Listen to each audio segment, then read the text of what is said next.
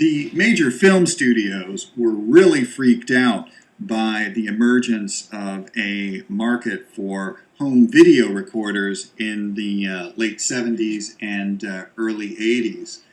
Basically, the major studios were worried that as people purchased VCRs, that increasingly they would simply record movies that they would see on TV and be more reluctant to spend actual money to go see films in theaters. So they were worried that these VCRs were going to lead to the death of their industry. And as a result of this, the major studios did everything they could to stop the emergence of this new market for home video recorders and embarked on lots of elaborate legal actions against the manufacturers of these VCRs. They were unsuccessful in stopping the development of this new market for home electronics. Now, this was kind of ironic because the increasing success of VCRs and home video recorders led to a really lucrative new stream of revenue for the major studios, because what they wound up doing was marketing and distributing their films for purchase and rental through the home video market. And you had the emergence of chains like Blockbuster Video, where people would go to rent movies on home video from the major studios, or buy the home videos of these movies. Now, obviously, Blockbuster has seen its day, and you don't see any Blockbuster videos anymore because they've gone out of business, as there's been a move away from the traditional video rental market towards online distribution of films through sites like iTunes and Netflix. This online distribution of films is also a very lucrative new source of revenue for the major film studios.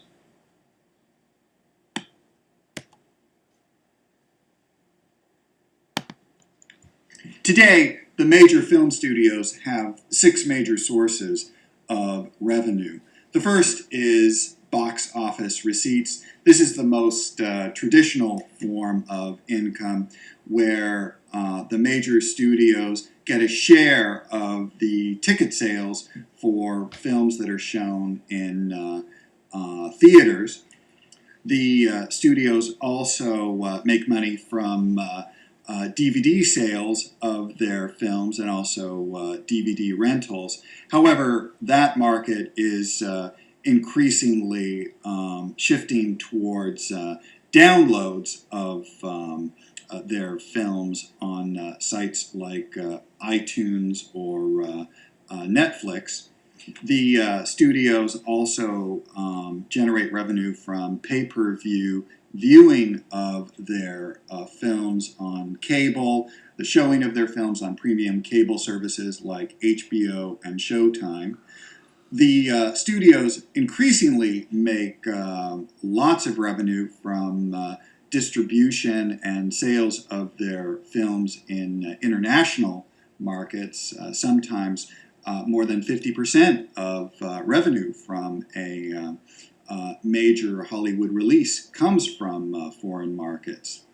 Also, what's interesting is that the major studios don't simply market and distribute their own films, but often they will make arrangements with independent filmmakers and independent film companies to distribute the films of these independent companies using their distribution network. And essentially, when they do that, the major studios get a cut of the revenue from these independent films that they distribute. Also, another revenue stream for the major film studios comes through product placement. You may notice that when you go to see a Hollywood film, you'll see lots of logos of consumer products. You'll see lots of brands of clothes featured, models of cars, Starbucks, beverages, food products, and so on. A lot of times, advertisers and companies have paid the major studios a large amount of money to have their consumer products featured in the content of their films. And so increasingly the major studios solicit advertisers and companies that want to have their products featured in the films. So they make a lot of money from that way as well. So the major studios today are generating revenue from a number of different places.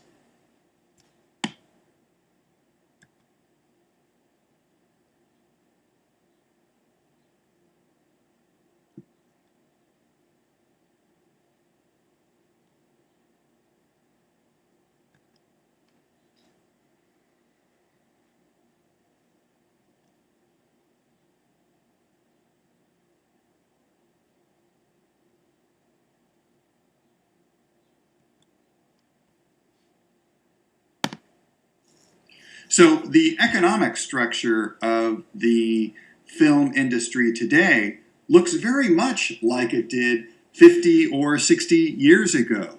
There is still a very entrenched oligopoly of powerful film studios that dominate most of the business. Today there is an oligopoly of 6 film studios that account for more than 90% of commercial film revenues. And one way that these big 6 companies remain so powerful and influential is through the emergence of corporate conglomerates.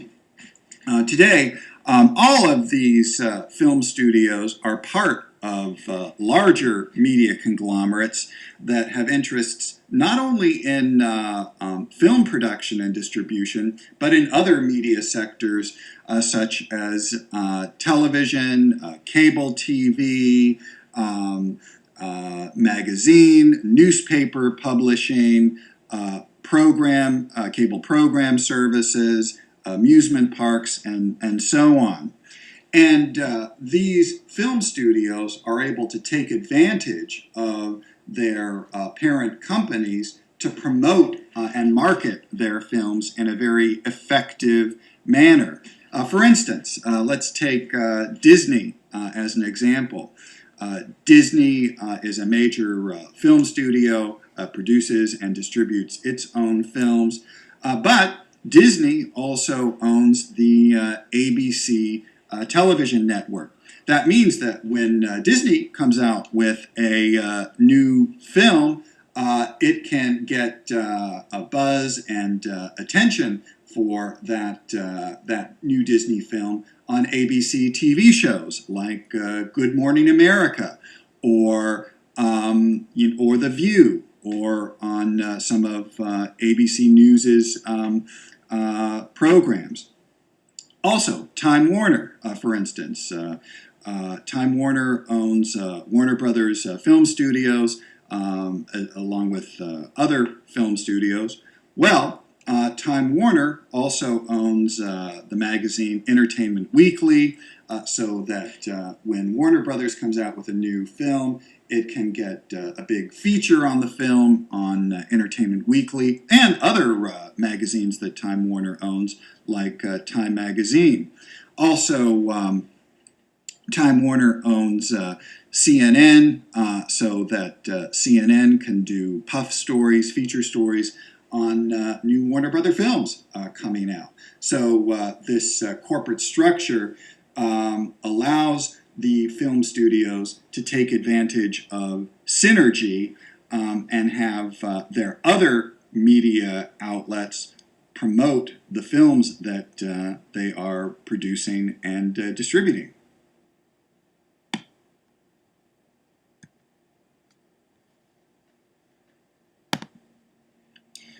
This pie chart that illustrates the market share of U.S. film studios and distributors for 2011 really dramatically illustrates the dominance of these big six film studios.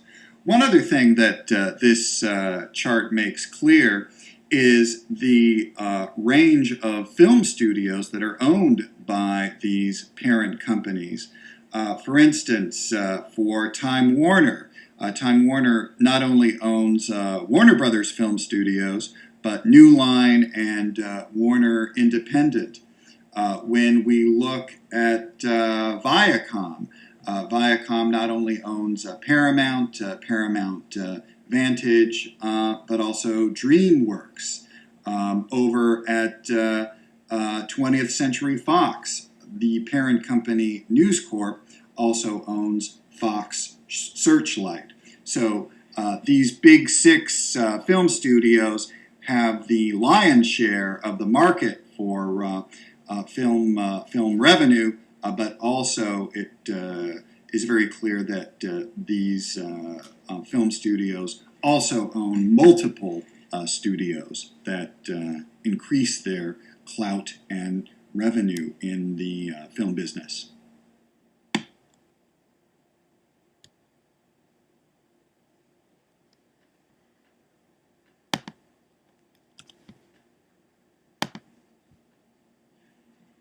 Internet distribution of their films has become increasingly successful for the major film studios, and their films are available on a wide range of online services like Netflix, Hulu, and Xfinity.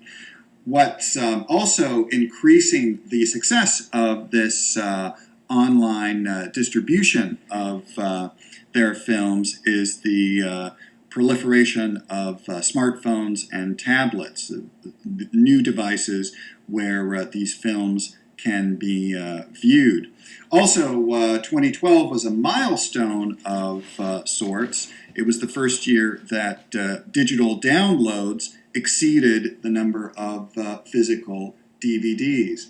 And the major film studios are finding that the internet is really essential for marketing and promoting their films. They're increasingly relying on social media like Facebook, again, to create some buzz for their movies.